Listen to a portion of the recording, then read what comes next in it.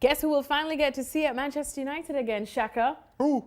Alexis Sanchez, as he's set to return. It's been almost 3 months since he scored a goal. He's missed out on 9 games because of an injury, and he's now entering a new time at Manchester United. Shaka and Ole Gunnar Solskjaer says he thinks he still can bring the best out of the Chilean. Now, before I question you as to what that probably is or how he will be able to do it, just looking back now that Jose Mourinho is gone, just what was not clicking for Alexis Sanchez at Man United so far? I'm not sure, and that's a difficult question. That both your questions quite clearly are going to be difficult for anybody to answer because nobody can put a finger on it. I think it's easy to forget exactly how good Alexis Sanchez was for Arsenal, and then before that, albeit to a lesser extent, for Barcelona. And why both Manchester City and Manchester United were vying for his services. He chose Manchester United. Manchester United chose to pay him the wages that he's on. And it just never worked. And you look at Alexis Sanchez, who wants to play all his football in the attacking third. And for me, why you see so many of those players struggle under Jose Mourinho is because nobody has that luxury. It seems as though your primary thought has to be, even when you're going forward, what are my defensive responsibilities? What position do I take up defensively if it breaks down?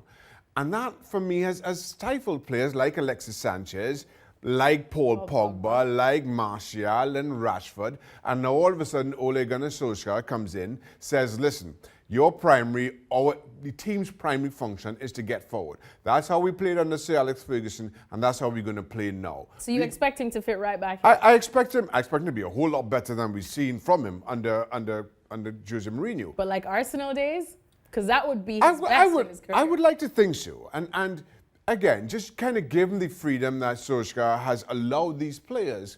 I don't see why not. Just look at the difference between Pogba then and now.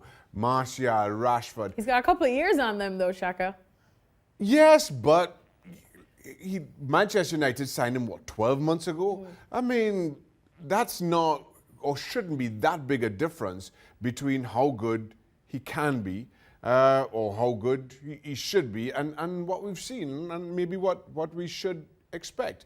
So I'd like to think that, yes, you can get the best out of Sanchez. I think Manchester United also need to see Alexis Sanchez back to his best.